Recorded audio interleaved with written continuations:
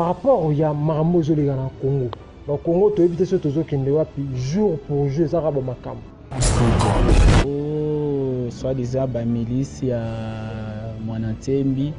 bayaki wana babuki, ba prisonnier babimi,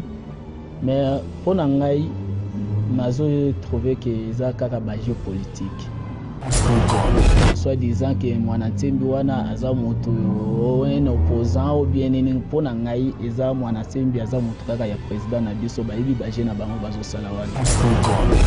Merci beaucoup bandeko bandinyo sur ya 3w.congofrance.com. Merci parce que Bozaka Ebele Botala émission la biso Showtime où ils sont représentés par votre humble serviteur Yannick Wenge Moton Kibonzambe Bimo Boebi ndenge bopesa nga confiance nga pena ça pour ko servir bino ko pesa bino toujours ba information o les kaka awa na Afrique du Sud précisément na Johannesburg mais to kena pa Cape Town ba Durban partout au Komaka par rapport à l'invitation. Merci beaucoup toza lelo na papa na biso moko ya combattant oza na kati ya mboka oyo tobetene masolo par rapport ya Marambo Zolega na Congo. Le Congo to ebite so tozo kende wapi jour pour jour ça ba makambo toto ka susu na province moko ba prisonnier lisusu ba plus de 60 donc to ebite Marambo ke ka makambo zo ke ka par jour tozo baté soki ezani na ndeko nga awa alors se présenter bino mo bomo na bonjour papa. Bonjour. Comment on a battu batala? Ah, comme on a José Bin Moanda. Normalement, je combattant, je ne suis pas combattant, mais je suis congolais. Congolais, dans un Afrique du Sud, par rapport à Makambozo, les Kanamboura Nabiso,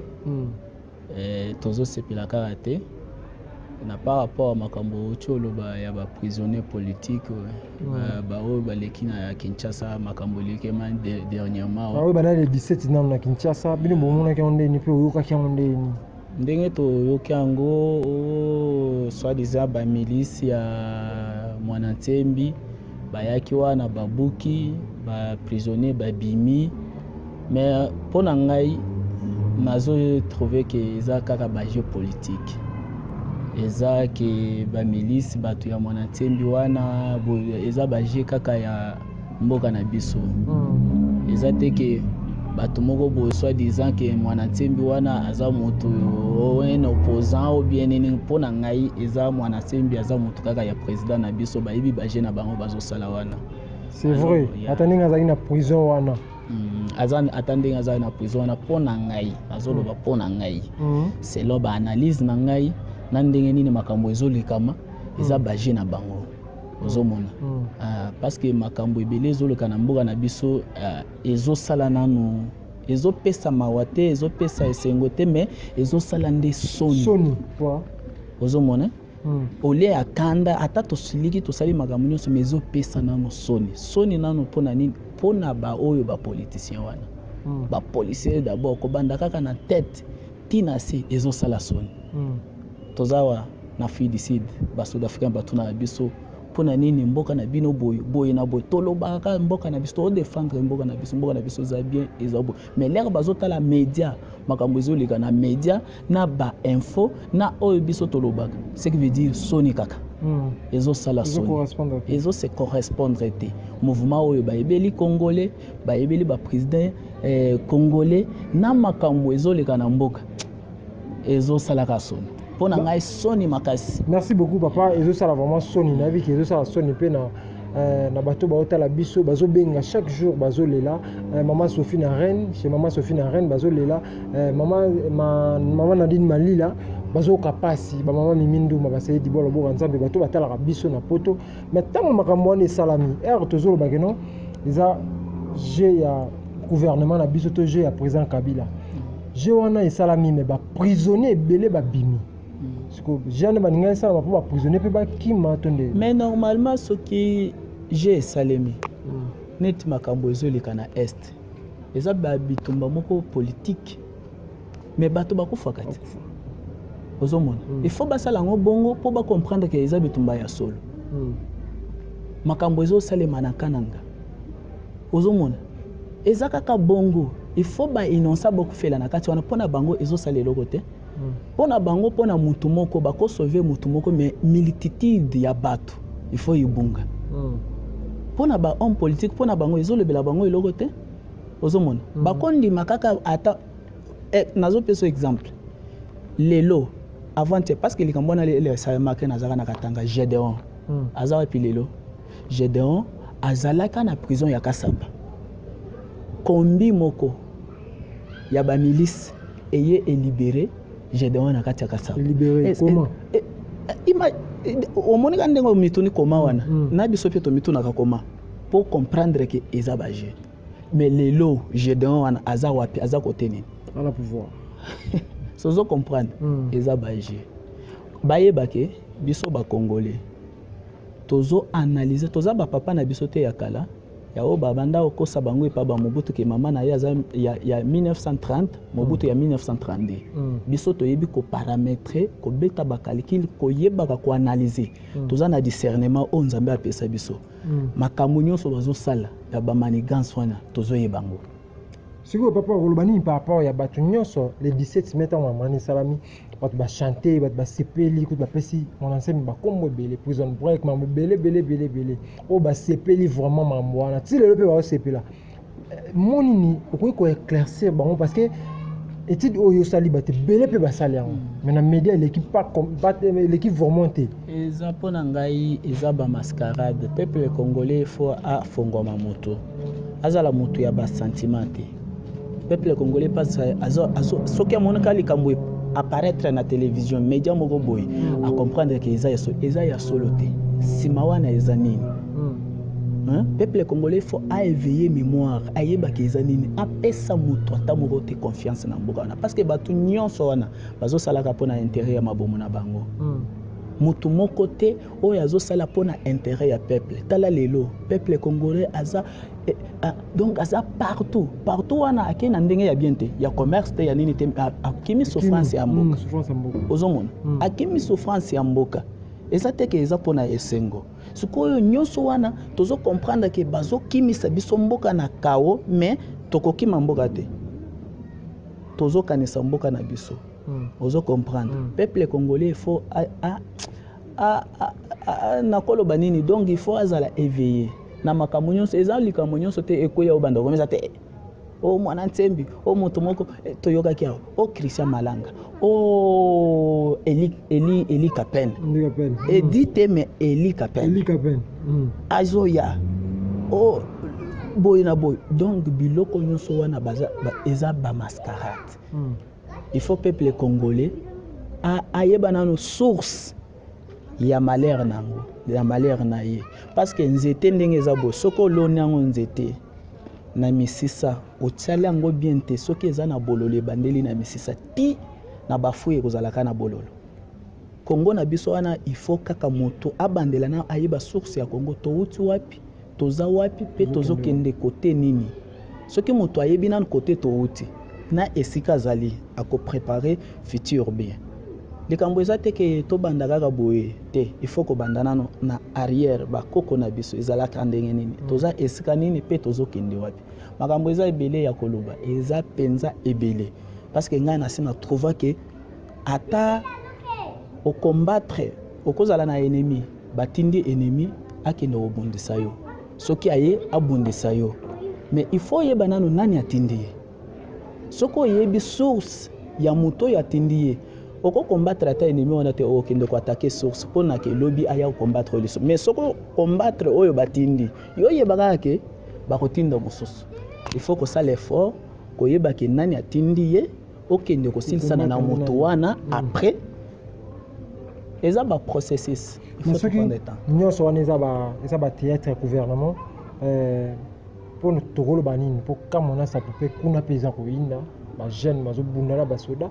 na Rwanda kuna na est pardon ba jeune bazo bundala ba rwandais ba policier ba soda à faire DC mais ba rwandais balata ba tenir à faire DC bazo bundala bango na linga na loba elo mosusu yo tala kaka Rwanda ezata munene moko te na province ya Katanga eza muke est-ce que yo ozo imaginer que Rwanda wana azana makasi ya kobundisa RDC ou bien Kagame wana azana makasi ya kobundisa RDC nde wana na otolo bake eza guerre politique totala nano nani azasima ya Rwanda nani aza nsima ya président na biso Kabila soki todécouvrir bato wana baza nsima wana baoyo basimbi bango tokoyeba ndenge nini ya kobunda en tant que toyebi nano monguna bien te ngai nalobaka tout baprésident neti Kabila na biso président na biso Kabila wana aza un simple superviseur superviseur kaka aza na moto oyo mokolo site oyo azopesa ye baloi mpo abanda kosala bamanigance nyonso sikoyo il faut kodécouvrir mokolo site wana aza nani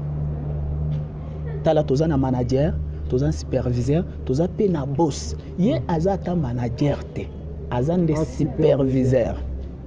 ya site oyo eza Congo sikoyo tuna manager aza nani mpe boss mokolo site oyo eza bengami Congo eza nani donc eza ba problème. Merci beaucoup bandeko batala biso na mboka mobima à travers Congo France bomombo moni ndenge makambo ezokende na Congo tozoyeba te so tozoke wapi ba superviseur bazobima tozomona ba manager so baza wapi tozoyeba kaka te mais papa nde tokende par rapport à analyse na yo est-ce que l'élection est kozala to Kabila zosala kaka boye mpona koembrayer kaka makambo ya élection c'est papa eloko nyonso balobakaki avant osala ochama ya fufu ozokalkile mpe mwa farine oza nango okozwa kaka te bidon mobimba ya 20 litres otya mpona olamba fufu antake oza na mwasa kombi moko ya nini ya farine ekoya potopoto ekoya ata potopoto kutu ya makasi te ekoya nde maimai ozomona sikoyo sikoyo totala par rapport ya temps et par rapport ya temps na bajour lelo toza mai je pense toza le 40e le 19 mai élection décembre banani basi bachanrole banani basi basali loko premier ministre ya kutu ya nini ya transition azate donc bozo comprendre te que eza banigas c'est impossible. Message de ko bala ba peuple congolais nyonso tout batalo siko baza kulala bazo bana makambo te baza kosepela par rapport à makambo ndenge ezoleka na ba obona ba socialité message ne ko bisa bango so batalo siko congolais il faut quelque part balobi l'air ya passe moto faut raisonner l'air passe ezali il faut kofanda kimia kotika nano ba sentiment ko raisonner koyeba ke nini toza wapi tozake na wuti oloba il faut congolais ayeba ke to wuti wapi na lingi te nakende ko banda koloba lokola bana mikete toza makolo to wuti wapi toza wapi be tozokende wapi pot na to préparer futur na biso lobi to anda ko raisonner atake ba papa na biso to nde ba ko sala boy ba papa na biso ba ko mo espérer biso pe awa naza déjà papa ya bana mwana te mi bana lobi nazo raisonner lobi bana nanga ba ozala ndenge nini pe ba kosala nini inga pe na loba kete pona mboka na biso il faut bana na biso ba ya kosala toko banda kaka bo souffrance de génération en génération tala lelo mboka na biso na bisiko kutu tofandi par rapport ya makambo ezoleka na mboka toza na considération te toza na considération te po nini wana nyonso gouvernement eza faible gouvernement moko oyo ekoloba eloko te tozomona impact baoto balingi basalaka mwa eloko moko moke awa ya kobenga na bato awa boyokaki gouvernement Nigeria ndenge esalaki epesi message mais ya biso gouvernement na biso elobi nini fois passé basalaki biso buzoba na Brazzaville président Kabila saza voisin ya Brazza bazobeta bato bazokoya na Kinshasa réaction na yeza nini ezolakisa ke mutu moko incapable mais yo pe président il faut quand même komi pesa honneur komi pesa quand même honneur ya kenyo ngai naza président ata to lobaka ke mutema mabe bona bote to respecter kaka mandat osali mandat na yo esili obimi okei ata mondele yango akangi yo singa lobi ke te yo sala kaka boyo sepelisa bango oko raisonner te un président na mboka le président africain faut pas comprendre yango na bengaka bango ce sont des superviseurs pourquoi après avoir kozwa nyonso bokozwa suka ezalaka ndenge nini tala kaka katumba mwangi akufia ma milliard atiki eza wapi est-ce que ata gouvernement na biso kabila liango te ce sont des européennes bao bazoliango mais bako comprendre te que baza ba esclave ya ba mindele baza ba esclave bazo salaka bango ba biloko moko boyeza na sens te. Le président africain il faut pas éveiller esprit ngai kutu na lobelaka pona kaka Congo te mais ngai naza africain pays nyonso ya Afrique eza pays nanga lere na yokaka mawa na ozomona bitumba makambo ezosalema na Afrique epesaka ngai tanda pona nini les africains faut pas éveiller mito totika makambo ya songi ya koyinana tribalisme yango na ozomona Europe Amérique eza uni ezokoma grande puissance mais biso ba pays na biso ba voisin na voisin tozoyokana te pona nini biloko yango tozoyoka melate ya wana ozozo yango lelo lobi okufi otiki yango osali musala nini akwa serbo yo osomone président nini akufi boye bana na ye batikali bazosala rage kaka ba ya ba mindele mais ya ba africain na bana na bango baza banda. Merci beaucoup papa to comme na suka vraiment merci pour na tana yo na so comme na suka ya interview na biso to tambola na mboka oyo Afrique du Sud na Djobu partout to tambola pour te pesa bino information par rapport ya mboka na biso ningezo leka to zo ba réaction ya bandeko oyo bazara libanda alors biso za na Afrique du Sud numéro za ngwana bobenga biso beto za ra pona koluka to baba opinion ya batu eza ndenge parce que ça passe pays na biso to zo ba te so kirapi pour des tolo ba famille na biso za kuna biso to za awa mais ba famille eza kuna na mboka Congo eza passe vraiment zo sa biso passe so mona moto azoloba